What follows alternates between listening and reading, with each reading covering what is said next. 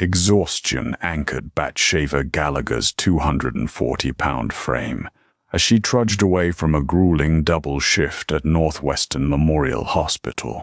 Her swollen feet yearned for a hot bath, but a wet, violent choking sound from a pitch-black Chicago alleyway stopped her dead. Every survival instinct screamed at her to keep walking. Yet her nurse's oath forced her heavy boots into the shadows.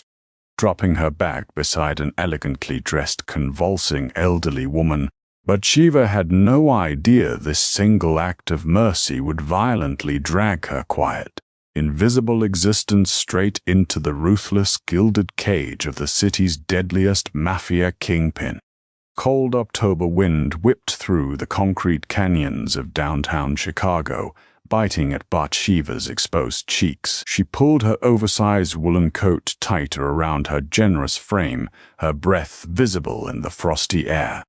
Bathsheba, known as Bat to her colleagues, was a woman who took up space both physically and emotionally. She was fat, a reality she had long ago accepted and navigated with a mix of self-deprecating humor and unyielding competence. While her weight made the grueling physical demands of nursing a daily battle against backaches and joint pain, it also gave her a soft maternal presence that terrified pediatric patients and anxious elders alike found immensely comforting. Tonight, however, she was running on fumes. She had just finished a brutal double shift in the ER, assisting Dr. Samuel Harris with a relentless influx of trauma cases. As she bypassed the well-lit Main Avenue for a quicker, albeit darker, shortcut down Elm Street, her mind was solely focused on the leftover lasagna waiting in her fridge. A sharp, unnatural sound broke her reverie. It was a wet, rattling wheeze, followed by the distinct thud of a body hitting wet asphalt behind a row of industrial dumpsters. Bat froze. Every self-preservation instinct screamed at her to keep walking. This was not a safe neighborhood, but the oath she had taken was carved into her bones. Dropping her heavy tote bag, she hurried into the gloom, using her smartphone flashlight to pierce the darkness. There, crumpled against the brick wall like a discarded rag doll, was an elderly woman. She wore an elegant, though currently dirt-stained, charcoal wool coat that looked entirely out of place in the grime. The woman's silver hair was plastered to her forehead with cold sweat, and her hands clawed desperately at her own throat. Ma'am, can you hear me?" "I'm a nurse," Bat shouted, dropping to her knees beside the woman. The hard concrete sent a jolt of pain up Bat's heavy thighs, but she ignored it, immediately assessing the situation. The woman's lips were tinted a terrifying shade of cyanotic blue. Her eyes were rolled back, only the whites visible, and a thin line of white foam bubbled at the corner of her mouth. This wasn't a standard myocardial infarction. The erratic, thrashing movements in the pinpoint pupils suggested something far more sinister, a severe toxicological reaction. Bat's hands flew over the woman, checking her pulse. It was thready, racing a mile a minute before dropping dangerously low. "Hey, stay with me," Bat commanded, her voice dropping an octave into the authoritative tone she used in the trauma bay. She fumbled for her phone, dialing 911 on speaker, screaming her location and a suspected poisoning code to the dispatcher. Suddenly, the woman convulsed, a violent seizure that threatened to crack her head against the brick wall. Bat didn't hesitate. She threw her own substantial body weight forward, using her soft, heavy torso to pin the frail woman down, protecting her skull with her hands. The physical exertion was immense. Sweat batted on Bat's forehead as she wrestled to keep the stranger safe from her own failing nervous system. "Come on, breathe. Just breathe," Bat chanted, turning the woman onto her side as the seizure subsided, clearing her airway of the foam. The woman's breathing stopped completely. "Damn it," Bat hissed. She rolled the woman flat, locked her hands over the delicate sternum and began chest compressions. Pushing down on the chest of an elderly person was always terrifying. The sickening crunch of ribs was a common occupational hazard, but Bat used her upper body strength and weight to deliver perfect, rhythmic pumps. 1, 2, 3, 4. She poured every ounce of her remaining energy into keeping the blood flowing to the stranger's brain. Minutes stretched into an eternity. Bat's arms burned, her lungs screaming for oxygen, but she refused to stop. The wail of an approaching ambulance finally cut through the night. Paramedics burst into the alley, illuminating the scene with harsh halogen flashlights. "I've got her," shouted Liam Jenkins, a paramedic Bat recognized. "Bat, what the hell are you doing out here?" "Suspected toxidrome, maybe an organophosphate or a heavy cardiac glycoside," Bat gasped, stepping back to let them take over, her chest heaving. She seized, then coded. "I've been doing compressions for 4 minutes." They loaded the woman onto the stretcher. Without asking, Bat hauled herself into the back of the ambulance. She wasn't about to let her patient die in transit. All the way to St. Jude's, Bat assisted Liam in pushing atropine and establishing an airway. By the time they smashed through the ER doors, the woman had a faint, stable rhythm. Dr. Aris met them at the bay, his eyebrows shooting up at the sight of Bat, disheveled and covered in alley grime. "Gallagher, I thought you went home." "Found her in the alley," Bat panted, leaning heavily against the nurse's station counter. "She needs a full top screen. Stat, someone tried to kill this woman." The next afternoon, Bathsheba arrived at the hospital 2 hours before her shift began. She hadn't been able to sleep. Every time she closed her eyes, she saw the elegant, dying woman in the alley. The patient had been registered as a Jane Doe. She carried no purse, no identification, and her tailored clothes bore no labels, which Bart found intensely odd. After changing into her navy blue scrubs, the largest size the hospital provided, which still clung a bit too tightly to her hips, Bat waddled up to the ICU on the 4th floor. Jane Doe was in room 42012. The rhythmic beep of the cardiac monitor was a soothing contrast to the chaos of the previous night. Bat slipped into the room. The woman looked frail, connected to a myriad of IV lines and monitors, but the terrifying blue pallor was gone, replaced by a pale, aristocratic complexion. To Bat's surprise, the woman's dark, intelligent eyes fluttered open. They locked onto Bat, sharp and completely lucid. "You!" the woman rasped, her voice dry as parchment, carrying a faint, unidentifiable European accent. Bat moved closer, pouring a small cup of water with a sponge swab. "Yes, it's me. Bathsheba. I'm a nurse here. How are you feeling, ma'am?" The woman allowed Bat to moisten her lips. "Like I was trampled by a very large, very determined bat," she whispered, a ghost of a smile playing on her lips. Bat flushed, her hand subconsciously dropping to her stomach. I had to pin you during your seizure.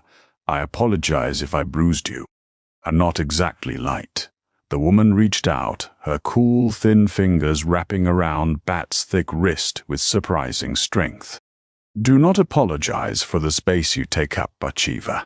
Your weight, your strength, it kept me tethered to this earth. You saved my life." Bat felt a lump form in her throat.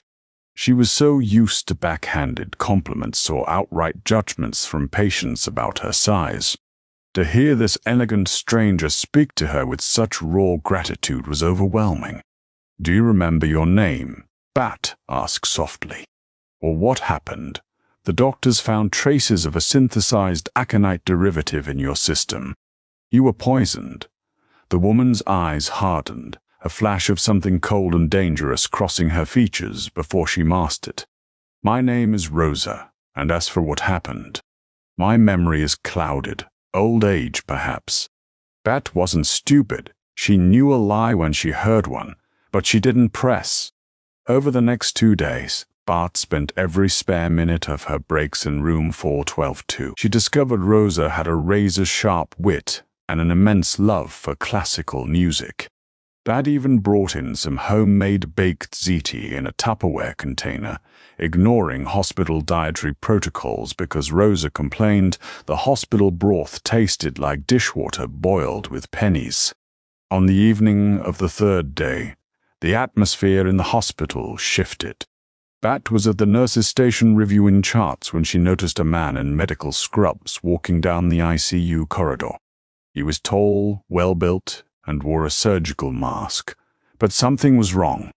His posture was too rigid, his boots were heavy tactical gear, not standard nursing clogs, and he wasn't checking the room numbers. He was making a beeline directly for room 412. A cold prickle of dread washed over Bat. She dropped her cutboard and moved. Despite her size, adrenaline fueled her, making her surprisingly fast. She reached the doorway just as the man pulled a syringe with a sickeningly long needle from his pocket and stepped toward Rosa, who was fast asleep. "Hey, what are you doing?" Bat shouted, her voice booming through the quiet ward. The man spun around, his eyes wide above the mask. He lunged toward the IV line. Bat didn't think. She acted. She charged into the room like a linebacker. She threw her entire 240 pounds directly at the man. The impact was brutal. The air rushed out of the assassin's lungs as Bat slammed him against the medical equipment cart, sending stainless steel trays and instruments crashing to the floor with a deafening clatter. The man swore viciously, striking Bat across the jaw with the back of his hand. Pain exploded in her face, tasting of copper, but she didn't let go. She grabbed his wrist, the one holding the syringe, with both hands, twisting it upward with all her might. She leveraged her heavy center of gravity, dragging him down toward the linoleum floor. Security. Code Gray. ICU 412. Bat screamed at the top of her lungs, wrestling desperately with the intruder. The man realized he was losing precious seconds. He kicked out, his heavy boot catching Bat in the knee. She cried out, her leg buckling under her immense weight, but she managed to violently yank his arm, causing the syringe to fly across the room and shatter against the wall. Hearing the pounding footsteps of hospital security approaching, the assassin violently shoved Bat aside. She crashed into the wall, sliding to the floor, breathless and bruised. The man sprinted out the door, disappearing down the emergency stairwell, just as two security guards burst into the corridor. Bat scrambled to her knees, ignoring her throbbing jaw and screaming knee, pulling herself up to the bed. Rosa was awake now, staring at the shattered syringe on the floor, her expression unreadable, though her hands trembled slightly. "Are you okay?" Bat gasped, checking Rosa's monitors. Rosa looked at the chubby, disheveled nurse, a bloody split lip marring her kind face. "You fought for me," Rosa whispered, o'erlacing her tone. "Again." "Well," Bat panted, trying to force a reassuring smile. "I told you I'm a very determined batter." The following morning, St. Jude's Medical Center ceased to function as a normal hospital. Bat arrived with an ice pack pressed to her swollen cheek and a slight limp. She barely made it through the sliding glass doors before she realized something was terribly wrong. 6 black, armored SUVs were parked haphazardly in the ambulance bay, engines idling. Inside the lobby, the usual morning bustle had been replaced by a suffocating silence. Men in immaculate dark-tailored suits were stationed at every exit, near the elevators and down the corridors. They weren't police. They had the cold, dead-eyed look of predators surveying the watering hole. "Doctor, Dashit." Aris was standing near the front desk, looking pale and sweating profusely, talking to a man who commanded the room simply by standing in it. The man had broad shoulders, raven black hair slicked back perfectly, and wore a bespoke charcoal suit that screamed old money and absolute power. His profile was sharp, aristocratic, and unyielding. Bat hobbled forward, her protective instincts flaring. She pushed past a large man who tried to block her path. "Excuse me, I work here. Move." The large man blared but stepped aside when the man in the charcoal suit turned around. Grayson Valenti possessed eyes as cold and dark as the Chicago River in winter. As the current don of the Valenti crime family, he was accustomed to people shrinking away from him, trembling in his presence. When he turned his gaze on Bathsheba Gallagher, a fat, battered nurse holding a cheap ice pack, he expected the same fearful deference. He didn't get it. "Who is this?" Grayson demanded, his voice a low, gravelly baritone that vibrated through the floorboards. That is Nurse Gallagher, Doctor." Aris stammered. "She's the one who—" "I'm the one who's trying to get to my patient," Bat interrupted, glaring right back at Grayson. She didn't know who this man was, but she knew he was disrupting her hospital.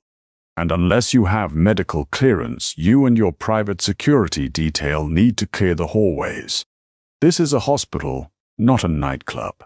A collective gasp echoed from the nurses behind the desk. Grayson's right-hand man, a scarred enforcer named Silvio, reached inside his jacket. Grayson held up a single gloved hand. Silvio froze. Grayson took a slow, deliberate step toward Bat.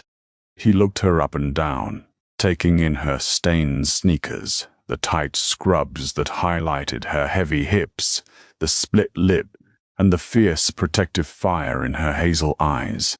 "You are the woman who found my mother," Grayson stated. It wasn't a question. Bat blinked. "Your mother, Jane Doe." "Rosa is your mother?" "Rosa Valenti," Grayson corrected, stepping into her personal space. He loomed over her, a physical threat wrapped in expensive Italian wool. "My men scoured the city when she went missing from her townhouse. I am told she was poisoned. I am also told an attempt was made on her life in the ICU last night." Grayson reached out, surprisingly gentle, and tilted Bat's chin up with his thumb to inspect her split lip and bruised cheek. Bat stiffened, but didn't back down.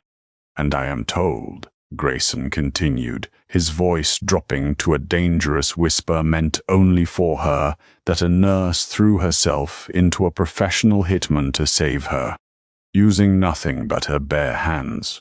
"I did my job," Bat said, her voice shaking slightly, not from fear, but from the intense, suffocating energy radiating off him. "Someone had to stop him." Grayson dropped his hand. He turned to Dr. Aris. "My mother is leaving this facility now. I have a private trauma suite set up at my estate. Mr. Valenti, she is not stable for transport, Doctor."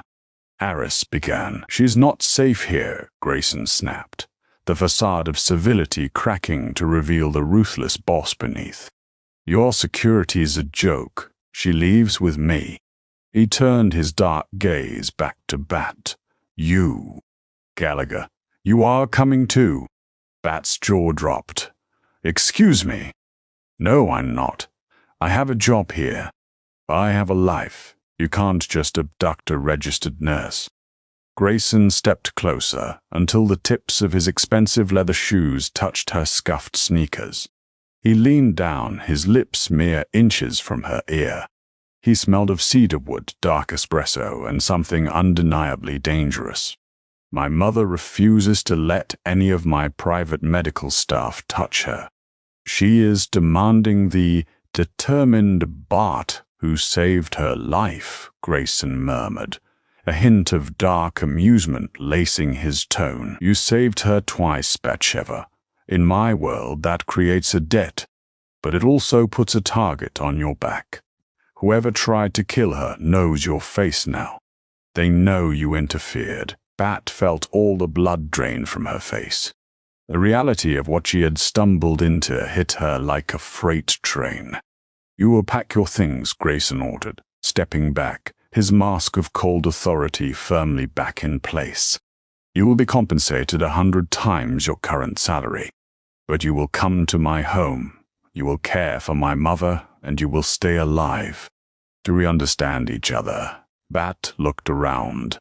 The hospital staff was silent, terrified. She looked at the heavy-set men guarding the doors. She thought of Rosa, frail but fiery, surrounded by this world of violence. And despite the sheer terror gripping her heart, Bathsheba Gallagher nodded. "Fine," Bat said, squaring her heavy shoulders. "But I need my medical bag. And if you think you can boss me around in my own sick room, Mr. Valenti, you're in for a rude awakening." A genuine, slow smile spread across Grayson Valenti's face, completely transforming his harsh features into something devastatingly handsome. "I look forward to it, Nurse Gallagher." Gravel crunched beneath the massive, bulletproof tires of the armored Maybach as the convoy passed through towering wrought-iron gates. Bathsheba pressed her face against the tinted window, her wide hazel eyes taking in the sprawling 40-acre estate, nestled deep within the affluent enclave of Highland Park, right on the edge of Lake Michigan. The Valenti compound was less of a home and more of a heavily fortified medieval castle wearing the disguise of a modern, multi-million-dollar architectural marvel. Armed men in tactical gear patrolled the manicured lawns alongside Dobermans, their silhouettes stark against the graying afternoon sky. Inside the mansion, the display of wealth was dizzying. Bat's scuffed nursing sneakers squeaked against imported Carrara marble floors. Above them hung a cascading baccarat crystal chandelier that probably cost more than her entire nursing education at Loyola University. Raisin Valenti led the way, his long, purposeful strides forcing Bat to hustle to keep up, her heavy thighs chafing slightly beneath her scrubs. "We have converted the East Wing solarium into a fully functioning intensive care unit," Grayson announced, his voice echoing off the vaulted ceilings. He didn't look back to see if she was following. He merely expected her to be there. All equipment was procured this morning from a private medical supply firm in Zurich. "Whatever you require, my men will acquire it." Bat stepped into the makeshift hospital room and stopped dead in her tracks. It was breathtaking. Floor-to-ceiling bulletproof glass overlooked the turbulent waters of Lake Michigan. In the center of the room sat a state-of-the-art Hillrom hospital bed, flanked by top-tier cardiac monitors, a portable ultrasound machine, and an Alarus infusion pump system. Rosa Valenti rested against a pile of plush, custom monogrammed fret pillows, looking significantly better than she had in the sterile, chaotic environment of St. Jude's. Standing beside the bed was a slender, sharp-featured man holding a silver tray. He wore a tailored vest and a perfectly knotted silk tie. "Ah, the formidable nurse arrives," Rosa croaked, a genuine, albeit weak, smile gracing her lined face. "Bathsheba, this is Lorenzo.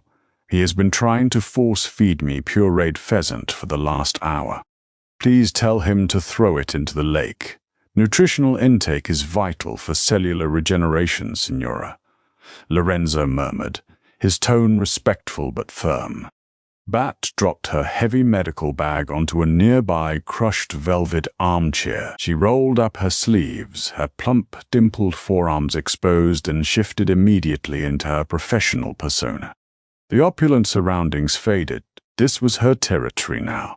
"Lorenzo, is it?" Bat asked, walking over to the bedside and checking Rosa's IV drip rate. "Unless that pheasant has a sodium content of less than 140 milligrams and is blended with a clear liquid to prevent aspiration, it goes back to the kitchen. Her gastrointestinal tract just survived a massive toxicological shock. We are starting with clear broths, moving to full liquids tomorrow. Understand?" Lorenzo blinked, clearly unaccustomed to being commanded by anyone other than Grayson. He looked to his boss. Grayson leaned against the mahogany doorframe, his dark, dangerous eyes fixed entirely on Bart. He offered a single, curt nod. "As the nurse instructs," Grayson said, a faint trace of amusement coloring his low baritone. Over the next 48 hours, Bat established a strict, unyielding routine. She was a woman who commanded space, not just with her physical size, but with her absolute medical authority. She barred Grayson's heavily armed enforcers from entering the room without full scrub-in protocols. When Grayson's terrifying right-hand man, Silvio, tried to enter wearing his dusty leather jacket to deliver a report, Bat physically blocked the doorway with her wide hips. "Sterile environment, Silvio," Bat reprimanded, pointing a stern finger at the towering mobster. "I don't care how many guns you have strapped to your ankles. You are a walking Fomite. Back up." From down the hall, Grayson had watched the exchange, a low chuckle rumbling in his chest. Women in Grayson's world were typically two things: terrified of him, or desperately trying to seduce him by conforming to impossible, starved standards of Batuti. But Shiva Gallagher was neither. She was soft, heavy, fiercely protective, and completely unimpressed by his mafia empire. On her third night at the estate, Bart was sitting in the dimly lit solarium, charting Rosa's vitals on an iPad. The older woman was finally sleeping peacefully. A floorboard creaked, and Bat looked up to see Grayson entering the room. He had discarded his suit jacket and tie. His white dress shirt was unbuttoned at the collar, revealing the dark ink of a tattoo creeping up his muscular neck. He moved silently, a predator in his natural habitat, and sank into the velvet armchair opposite Bat. He poured 2 fingers of amber liquid from a crystal decanter into a lowball glass. "You look exhausted, Bachiva," Grayson noted, his dark eyes tracing the heavy bags under her eyes and the exhaustion etched into her round, pretty face. "I'm fine," Bat replied automatically, self-consciously tugging her oversized scrub top down over her stomach. "Your mother's cardiac enzymes are normalizing. The aconite derivative is almost completely flushed from her system. You keep pulling at your clothes when I look at you," Grayson observed softly, taking a slow sip of his Macallan whiskey. It wasn't a criticism. It was an intense clinical observation. Bat felt a hot flush creep up her thick neck. "I'm just adjusting. I know I'm not exactly the type of woman you usually have wandering around your mansion, Mr. Valenti." Grayson set his glass down. He leaned forward, resting his elbows on his knees. "And what type of woman is that? Thin, glamorous, the kind who wears Prada instead of Cherokee scrubs," Bat muttered, instantly regretting her lack of filter. Fatigue was making her reckless. Grayson stood up slowly, closing the distance between them. He stopped right in front of her chair. Bat had to crane her neck to look up at him. He reached out, his large calloused hand gently brushing a stray lock of brown hair behind her ear.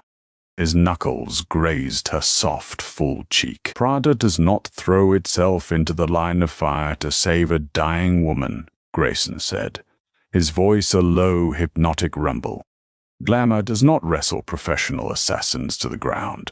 You have more courage in your little finger than any of the hollow socialites who frequent this world. Never apologize to me for the space you inhabit, Batsheva. I find every inch of it magnificent." That's breath hitched in her throat, her heart hammered against her ribs, completely unaccustomed to this kind of predatory, intense male attention. Before she could formulate a response, the steady, rhythmic beeping of Rosa's cardiac monitor abruptly spiked into a frantic, high-pitched alarm. The romantic tension shattered instantly. Bat shoved past Grayson, her heavy frame moving with explosive speed. Rosa was thrashing in the bed, gasping for air, her hands clawing at her chest. "Code Blue, get the crash cart!" Bat screamed, hitting the emergency call button she had insisted Grayson install. Chaos erupted in the gilded cage. Silvio and 2 other guards burst into the room, followed closely by Dr. Bear. Aris, whom Grayson had placed on a lavish retainer to remain on the estate grounds. "Her heart rate is 188 and climbing," Detach! Bat shouted over the deafening alarm, grabbing the defibrillator paddles. Dr. Aris, push 1 milligram of efferentastat. Grayson stood paralyzed in the corner, his fists clenched so tightly his knuckles were white. The ruthless don of the Chicago underworld was utterly powerless as he watched his mother slip away again. That charged the paddles. Clear! Oh. The electrical shock jolted Rosa's frail body off the mattress. Bat stared at the monitor. Nothing. Just erratic, deadly waves. Charged to 200. Clear. Another violent jolt. For 3 agonizing seconds, the monitor flatlined. Then, miraculously, a steady, rhythmic beep, beep, beep resumed. Sinus rhythm.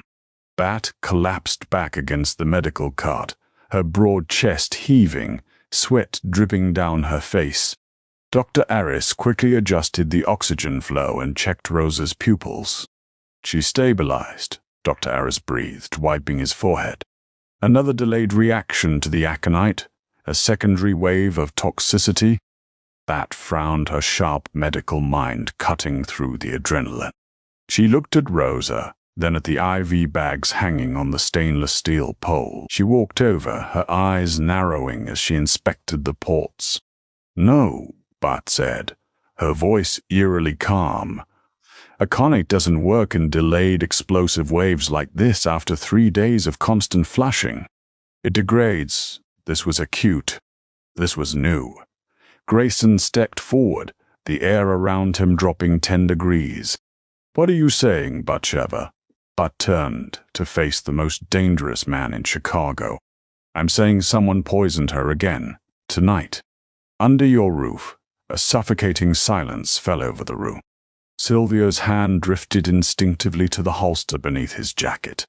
Grayson's eyes darted around the room, assessing every face, every shadow.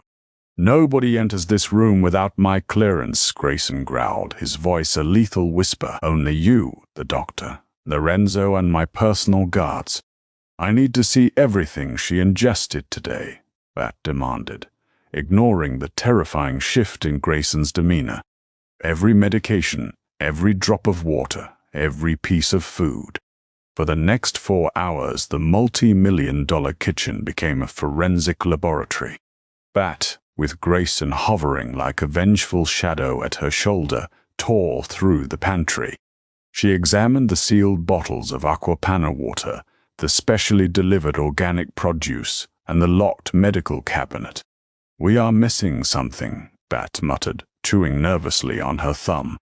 She paced the length of the marble island, her heavy footsteps the only sound in the cavernous room. The IV bags were sealed. The medications are pre-packaged. It has to be something seemingly innocuous, something only an old woman recovering from trauma would ask for. She stopped pacing. She looked at Grayson, her eyes wide. Tea. When I was chart-checking earlier, Lorenzo brought her a cup of chamomile tea. She said it tasted bitter, but she drank it to soothe her throat. Grayson snapped his fingers. Silvio immediately produced the fine porcelain teacup from a tray near the sink. A few drops of dark amber liquid remained at the bottom. Bat grabbed a portable tox-screen kit from her bag. She carefully extracted a single drop of the leftover tea and applied it to the testing strip. The strip required a reagent for common heavy metals and botanical toxins. She applied the chemical drops and waited. 1 minute. 2 minutes. The strip aggressively turned a vibrant, unmistakable shade of purple. The Digitalis, Bat whispered, her blood running cold. Foxglove extract, and it's a cardiac glycoside. In small doses, it treats heart failure. In massive, concentrated doses, it induces a fatal arrhythmia. It mimics a natural heart attack. Grayson stared at the purple strip. The betrayal was absolute. The enemy wasn't an outside rival family like the Novaks. The enemy was inside his walls. Lorenzo, Grayson said. The name tasted like ash. He's been with your family for 20 years, Silvio interjected. his scarred face twisting in disbelief. "He practically raised you when your father died, boss.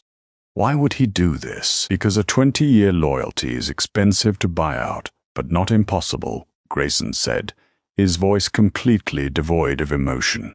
"Silvio, bring him to the soundproof cellar. Do not kill him. I need to know who paid him." Silvio nodded grimly and vanished from the kitchen. Grayson turned to Bat. The sheer violence radiating from him was palpable, yet he didn't direct a drop of it toward her.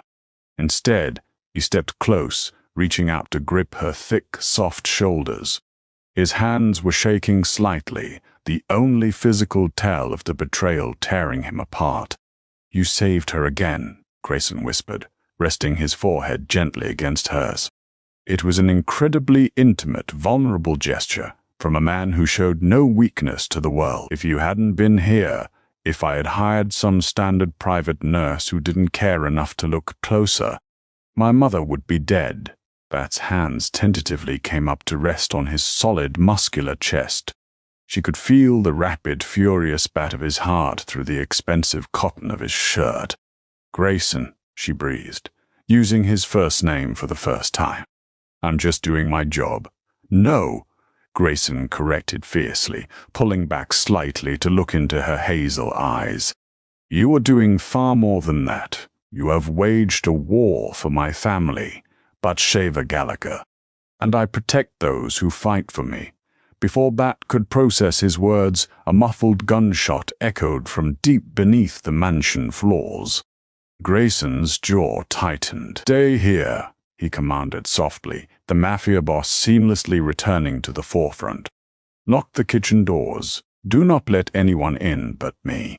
As Grayson disappeared down the dark hallway leading to the basement stairs, Bat realized with terrifying clarity that she was no longer just a bystander caught in the crossfire. She was the anchor holding a king to his humanity, and she was plunging headfirst into a dark, violent world from which she might never escape. Silence descended upon the opulent kitchen, heavy and suffocating. Bathsheba stood frozen near the massive sub-zero refrigerator, her reflection staring back at her in the polished stainless steel. She saw a woman who looked entirely out of place, a 240-pound ER nurse with a messy bun, wearing cheap scrubs in a kitchen that likely cost more than a small island. Yet beneath the soft, dimpled curves of her face and the heavy set of her shoulders, there was a resolute fire.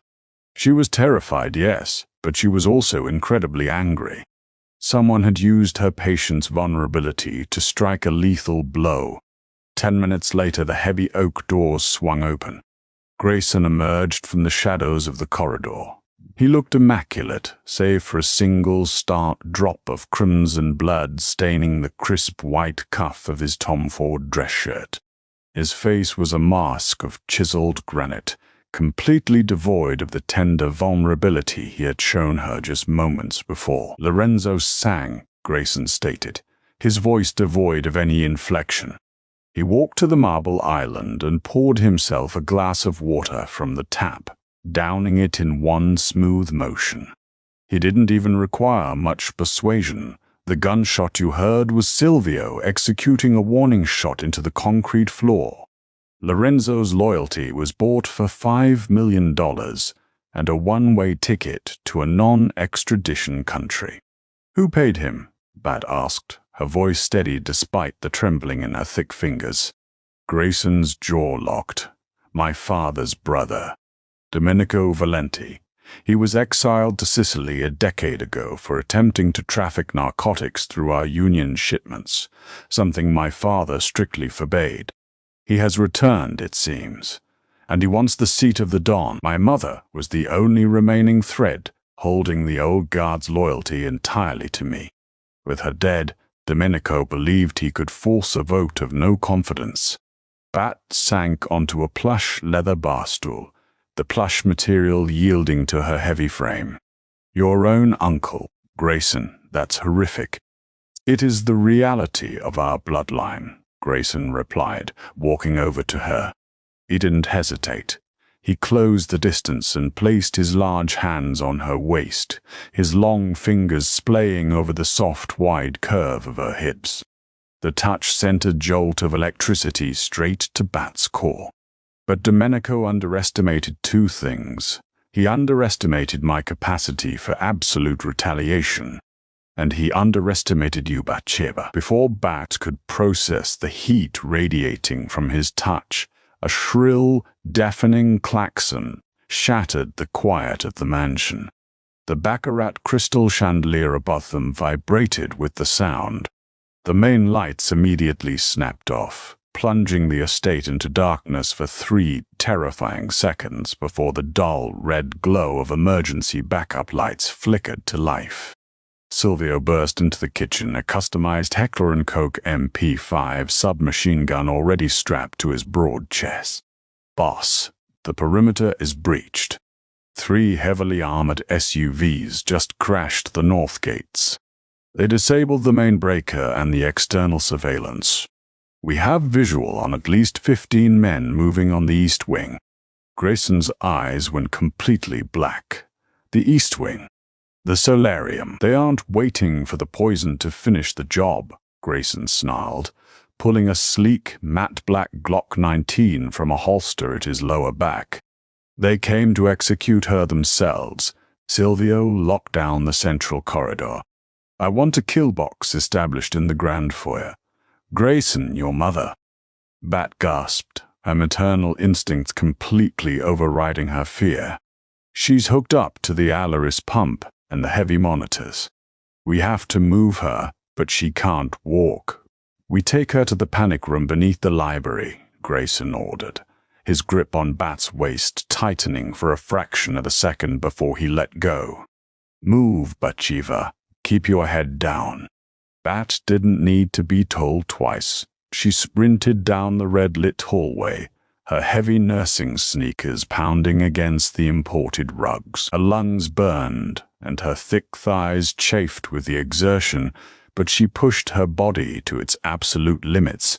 They burst into the makeshift ICU. Rosa was awake, her dark eyes wide with alarm, though she remained eerily calm. The distant staccato pop of gunfire echoed from the front of the estate. The siege had begun. "Signora, we are moving you," Bat announced in her most authoritative trauma ward voice. She immediately began disconnecting the non-essential monitors, her fingers flying over the delicate wiring. "Domenico?" Rosa guessed, her voice raspy. Grayson nodded curtly as he checked the magazine of his weapon. "Yes, Mama. We are going to the vault."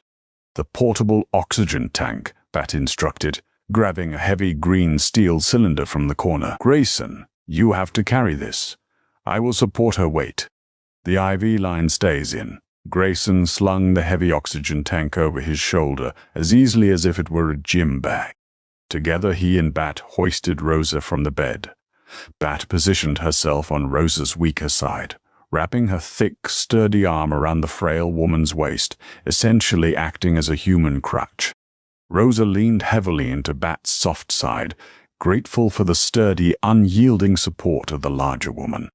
They moved painfully slowly down the east corridor. The sound of gunfire grew louder, transforming from distant pops into deafening, echoing blasts of violence. The smell of cordite and pulverized drywall began to filter through the expensive HVAC system. "Through the study," Grayson commanded, gesturing with his gun toward a set of heavy mahogany doors.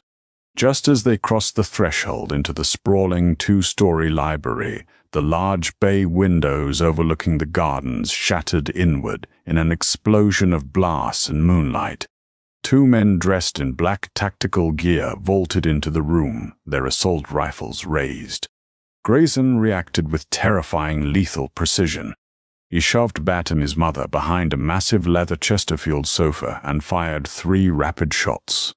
The first man dropped instantly, a bullet catching him squarely in the throat. But the second man rolled, utilizing the cover of a solid oak reading desk. He blind-fired a burst of automatic rounds toward the sofa. The bullets tore through the leather and horsehair stuffing, missing Bat's head by mere inches. She screamed, throwing her heavy body over Rosa, using her expansive back and thick arms as a fleshy shield to protect the Mafia matriarch. "Grayson!" Rosa cried out. Grayson was pinned down behind a marble bust of Marcus Aurelius, returning fire, but his angle was blocked. The assassin, realizing Grayson was temporarily neutralized, abandoned the desk and began to flank them, advancing directly toward the sofa where Bat and Rosa were huddled. Bat could hear the heavy crunch of his boots on the broken glass. Panic threatened to consume her, but the fierce territorial anger she had felt in the kitchen flared to life again. She was a nurse. She protected life. She was not going to let this masked thug execute an old woman under her watch. Bat's eyes darted frantically around her immediate vicinity. Her medical bag was in the other room. She had nothing. Then she saw it. The heavy green steel portable oxygen tank Grayson had dropped when he pushed them to the floor. It lay just 2 feet away. The assassin stepped around the edge of the sofa, his rifle aimed down at them. With a guttural roar, Bat didn't cower. She exploded upward from the floor. She utilized every single ounce of her 240 pounds, driving her powerful, thick legs into the ground. She lunged forward, grabbing the neck of the heavy oxygen tank with both hands, and swung it like a medieval club with all her might. The solid steel cylinder connected with the side of the assassin's knee, with a sickening, wet crunch. The man howled in agony, his legs snapping backward at an unnatural angle. He collapsed to the floor, his rifle clattering across the hardwood. Before he could reach for the sidearm holstered at his hip, Grayson was there. The Don stood over the writhing assassin, his face an emotionless mask of pure death, and pulled the trigger once. The library fell dead silent, save for the ringing in Bat's ears and her own ragged, heavy breathing. Grayson slowly lowered his weapon. He looked at the shattered window, the blood pooling on his expensive Persian rug, and then his dark eyes fixed entirely on Bathsheba. She was on her knees, her chest heaving, clutching the heavy oxygen tank to her chest like a lifeline. Her messy bun had fallen out, her brown hair cascading over her broad shoulders. She looked magnificent. She looked like a Valkyrie. "Are you hit?" Grayson demanded, his voice thick with an emotion that sounded dangerously close to panic. He dropped to his knees in front of her, his hands frantically scanning her thick arms, her torso, checking her for bullet wounds. "No," Bat gasped, dropping the tank and grabbing his wrists to stop his frantic searching. "I'm okay. I'm fat, and I'm out of breath, and I think I pulled a hamstring." Grayson let out a ragged breath that was half laugh, half sob. He pulled her forward, burying his face in the crook of her soft, fleshy neck. "You absolute magnificent terror," he murmured against her skin. "You fought for us again." The sun rose over Lake Michigan, casting a brilliant, bloody orange glow through the shattered windows of the Valenti estate. The siege had lasted just under 40 minutes. Domenico's men, demoralized by the loss of their breach team and hopelessly outgunned by Silvio's heavily fortified security detail, had ultimately surrendered or fled. By 6 a.m., the estate was swarming with cleaners, professionals who specialized in making bodies and bullet holes disappear before the Highland Park police even thought to send a patrol car. Bat sat in the massive, untouched formal dining room, a mug of black coffee clutched in her hands. She had patched up 3 of Grayson's guards, utilizing her trauma skills to extract bullets and suture lacerations right there on the dining room table. She was exhausted down to her marrow. Her scrubs were stained with blood and dirt, and her muscles screamed in protest with every movement. Grayson walked into the room. He had finally changed out of his blood-stained shirt, now wearing a simple, dark cashmere sweater that stretched taut across his broad chest. He carried an iPad, handing it to Silvio, who nodded and left the room, leaving the 2 of them alone. Grayson pulled out the chair next to Bat and sat down. He didn't speak immediately. He just looked at her. "How is she?" Bat finally asked, breaking the silence. "Dr. Aris is with her. She's resting comfortably in the reinforced suite," Grayson replied softly. "Her heart rhythm is perfect. She asked for you, but I told her the determined Batra needed to hibernate for a few hours." Bat let out a tired chuckle, tracing the rim of her coffee mug. "I guess my employment contract just got a lot more complicated, huh? Do I need to learn how to shoot a gun now, or is swinging heavy medical equipment my designated combat role?" Grayson smiled, a genuine warm expression that reached his dark eyes. He reached out and gently covered her hand with his. "There will be no more combat for you, Bathsheba," Grayson promised, his tone turning fiercely serious. "Domenico was found dead in his warehouse in the Fulton Market District an hour ago. Silvio handled it personally. The threat is extinguished. My family is secure." Bat swallowed hard. The casual mention of murder should have sent her running for the hills. But sitting here, feeling the warm, calloused weight of Grayson's hand on hers, she realized she had crossed a threshold. She had seen the absolute worst of this world, but she had also seen the fierce loyalty and the raw, protective love this man harbored for his family. "So, what happens now?" Bat asked softly, looking down at their joined hands. "Do I go back to St. Jude's? Back to double shifts and microwave lasagna?" Grayson's grip tightened. "Is that what you want?" "I don't know," Bat admitted, her hazel eyes meeting his dark ones. "I know I don't belong in a baccarat chandeliered mansion. I'm a curvy, loud, messy nurse from the South Side. I don't fit into this pristine, terrifying world of yours, Grayson." Grayson stood up, pulling Bat up with him. He didn't let go of her hands. He stepped into her space, his towering frame casting a protective shadow over her.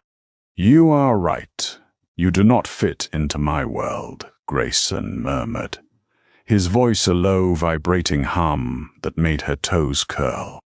"You eclipse it. Every woman I have ever known has been a fragile, delicate ornament.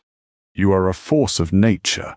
You take up space, Bathsheba, and you fill every room you enter with light and strength and a fierce, unyielding compassion." He brought his hands up to cup her soft, full cheeks, his thumbs gently brushing the dark circles under her eyes. "I don't want you to go back to St. Jude's," Grayson confessed, his eyes searching hers. "I want to build a private clinic for you right here in Chicago. Fully funded. You can run it exactly how you see fit, treating whoever you want. But at night, you come home to me, to this estate, to my mother, to me." Bat's breath hitched. "Grayson, are you asking me to be your personal nurse, or are you asking me something else?" "I am asking you to be my partner," Grayson stated, leaning in until his lips were a breath away from hers. "I am asking you to be the queen of this family, because after tonight, there isn't a single man in my syndicate who wouldn't lay down his life for you. And there isn't a bat of my heart that doesn't belong to you." Tears pricked Bat's eyes. For her entire life, she had been made to feel like she was too much too heavy, too loud, too space-consuming. But here, in the arms of the most dangerous man in the city, she felt perfectly, perfectly sized. She felt exactly like enough. "Okay," Bat whispered, her lips brushing against his. "Okay, but I'm still in charge of your mother's diet. No more pureed pheasant." Grayson laughed, a rich, joyous sound that echoed off the high ceilings before he captured her lips in a deep, consuming kiss. Bathsheba Gallagher's life transformed from a grueling cycle of hospital shifts into an extraordinary reign of power and compassion. She never lost her soft edges, her generous curves, or her formidable medical instincts, but she traded the chaotic emergency room of St. Jude's for a state-of-the-art charitable clinic funded entirely by the Valenti Syndicate.